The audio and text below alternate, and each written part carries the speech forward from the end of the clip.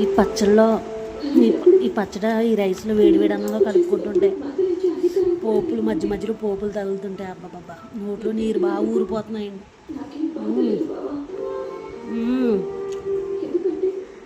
Super. మా ఇంట్లో చేసిన మామిడికాయ తురుము పచ్చడి అండి ఇది. వేడి వేడి అన్నంలో వేసుకుని ఇలా కలుపుకుంటూ ఉంటాయి పుల్లపుల్లగా. చాలా బాగుందండి.